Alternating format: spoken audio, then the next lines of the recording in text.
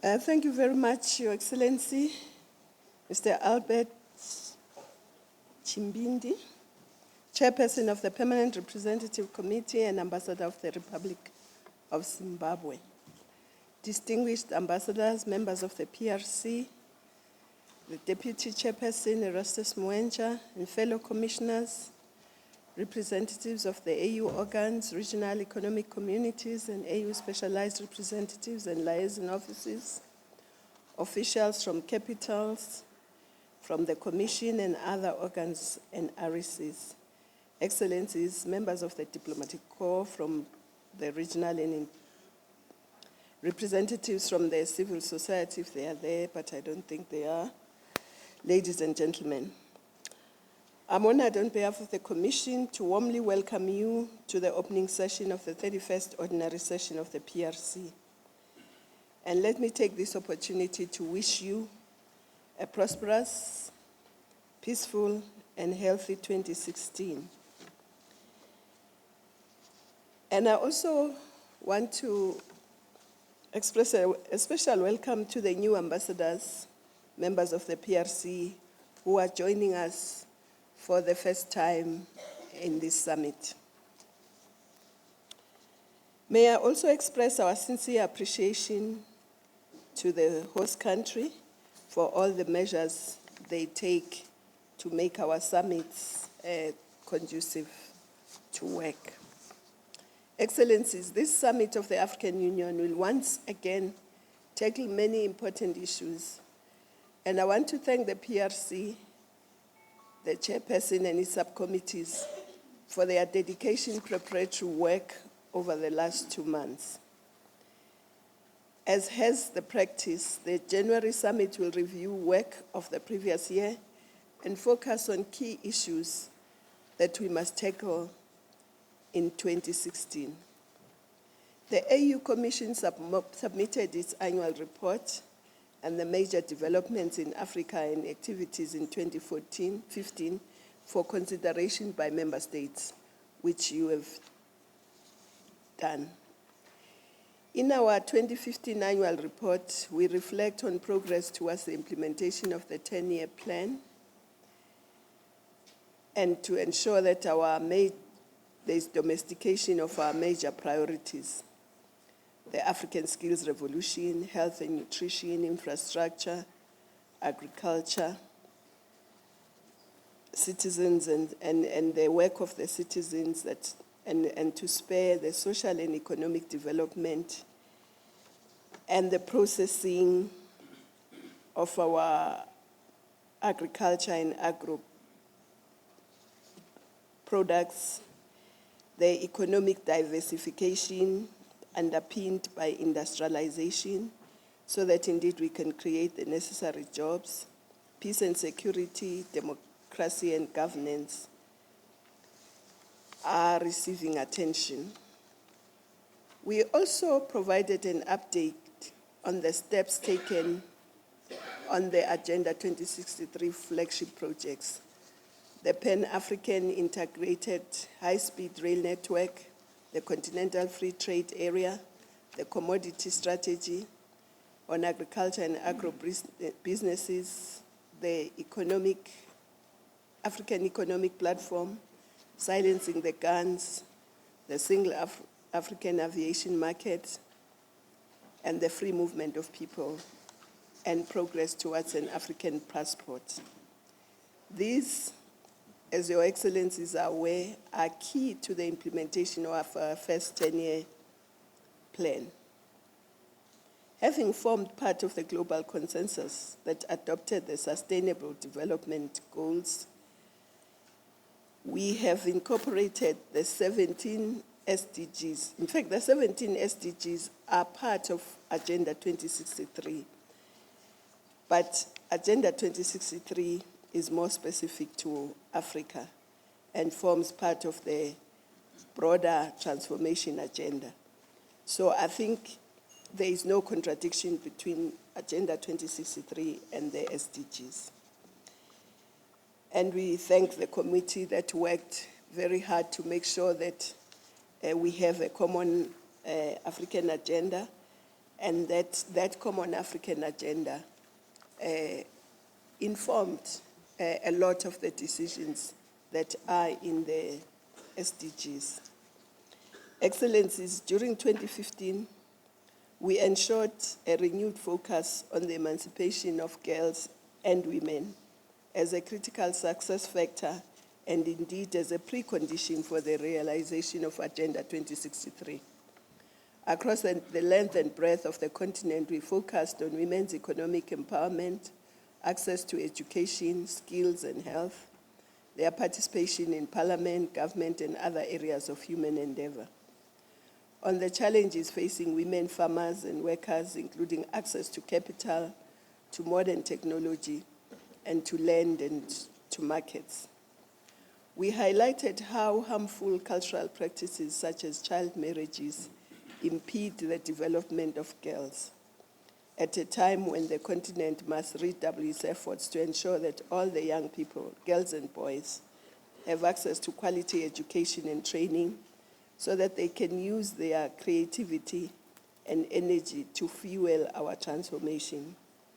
We would like to thank the Republic of Zambia for hosting the Girls Summit, which deliberated on these matters.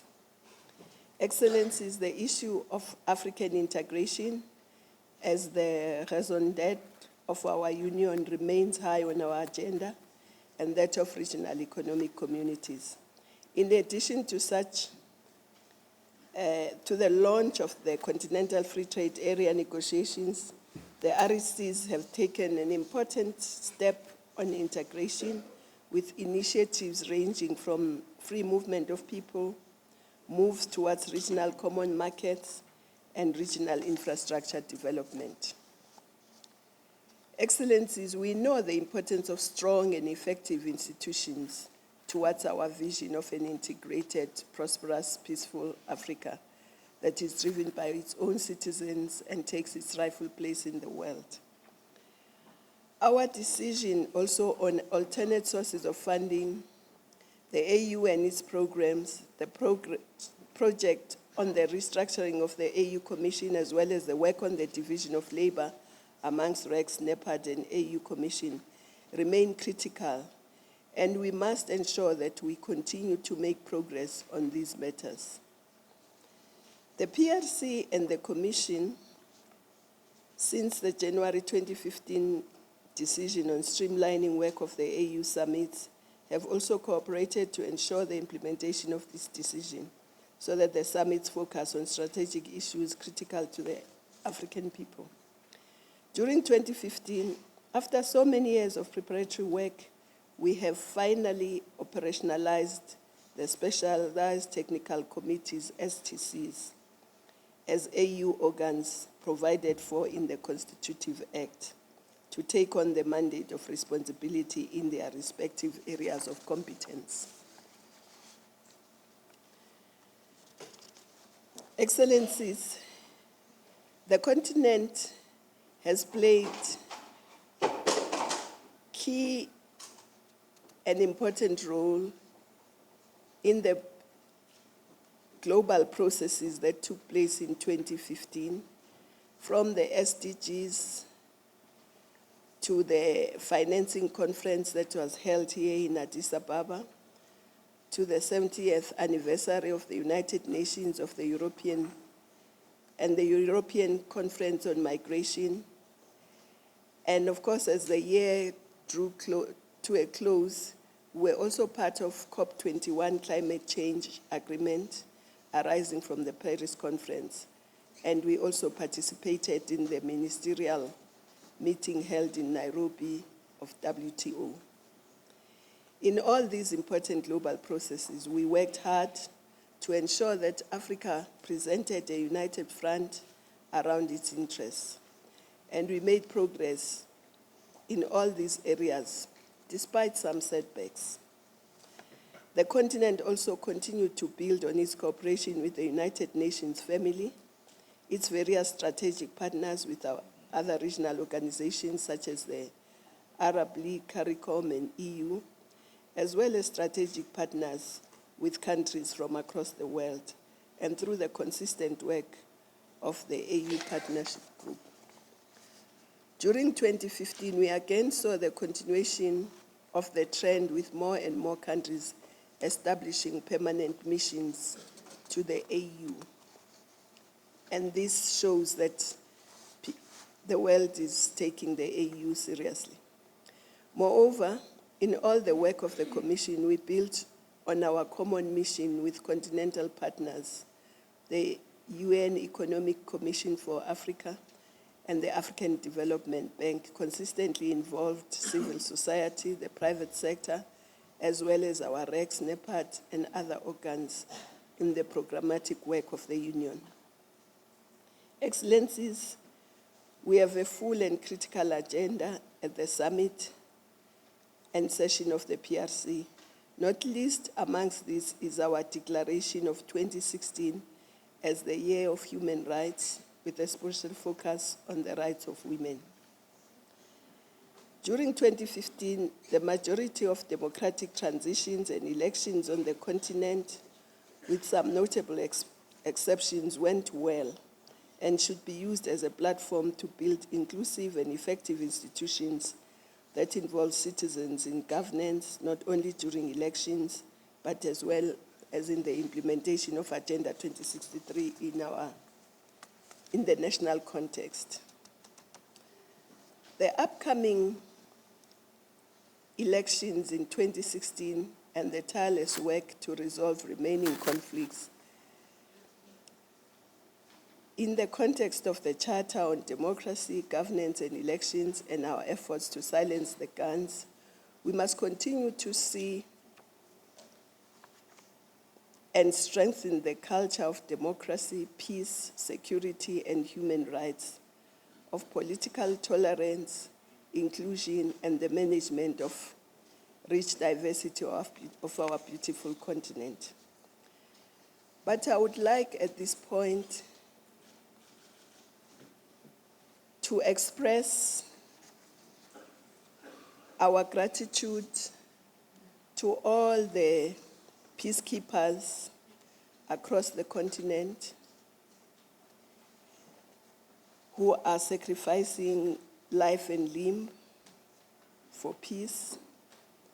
And I would like us to observe a moment of silence for all the fallen soldiers in all the areas of deployment, but in particular for the Kenyan soldiers who will be laid to rest tomorrow.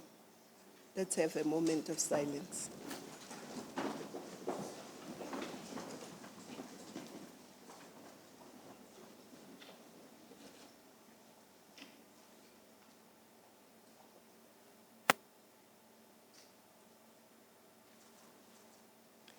May their souls rest in eternal peace. Thank you.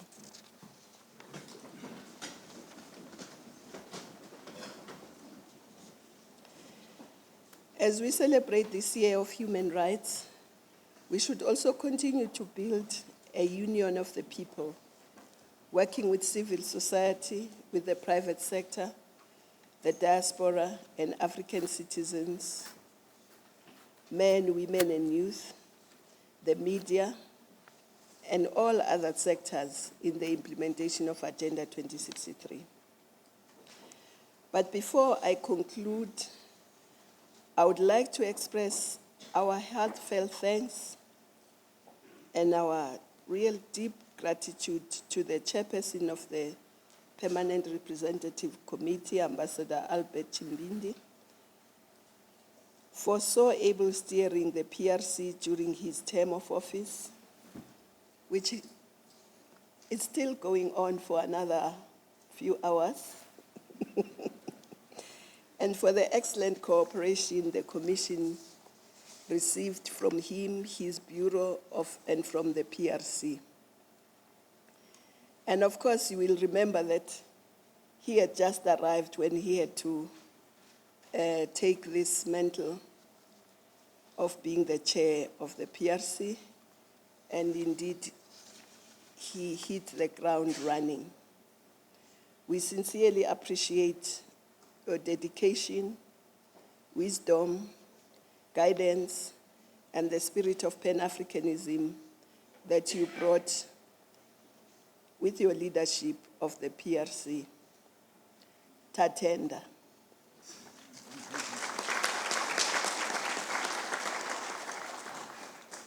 The AU Commission looks forward to working with the PRC, the REX, and the AU organs during 2016 to build our union towards a better life for all Africans.